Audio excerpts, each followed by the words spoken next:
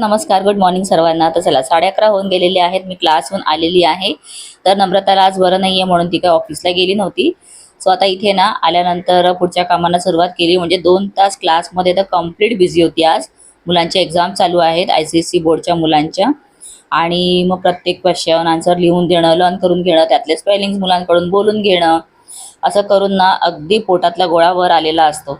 So तिथून आल्यानंतर नाश्ता झाल्याबरोबर ना होती तेवढी भांडी घासायला घेतली आणि ती करून झाली. त्यानंतर मी जेवण पण घेतलं, नम्रताने औषध घेतलं आणि आता ना माझं आता दुपारचा बॅच जो आहे त्याच्यामध्ये 10वीच्या मुलांची जॉमेट्री घ्यायची आहे आज. तर रोजचे त्यांचे लेक्चर्स असतात ना, त्याच्या अकॉर्डिंग मग शिकवणं होतं.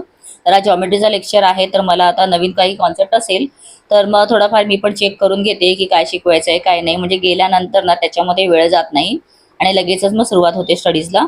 तर जॉमेट्रीमध्ये ना कोऑर्डिनेट जॉमेट्री हे नवीन टॉपिक आहे. तर त्याच्यातले थोडे एक्झाम्पल्स दिलेले असतात ते मी सगळे बघत होती आणि त्यानंतर ना अशा प्रकारे मी सगळे सॉल्व पण करून घेते. म्हणजे मुलांना नंतर कधीही पुन्हा शिकून झाल्यानंतर डाऊट्स वाटले त्यावेळेला ह्याच्यातून दाखवता येतं. तर अशा माझ्या 2 वह्या ऑलरेडी भरलेल्या आहेत. आता ही नवीन वही बनवली. तिथून संध्याकाळी मी घरी आली आणि घरी यायलाच मला वाटतं 7:30 पावणे 8 झालेले आहेत. कारण नम्रताचा लेक्चर होता पण तिला काही बरं नाही म्हणून ती आली नव्हती. मग घरी आल्या आल्या माझी कामांना सुरुवात झाली.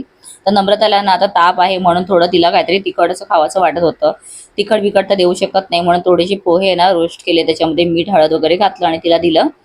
तर बाकीचं सगळं स्वयंपाक आता चालू आहे. शिमला मिरचीची भाजी, त्यानंतर आमटी बनवायला घेतलेली आहे. एकीकडे ना कुकरमध्ये मी भात आणि डाळ शिजत ठेवलेली.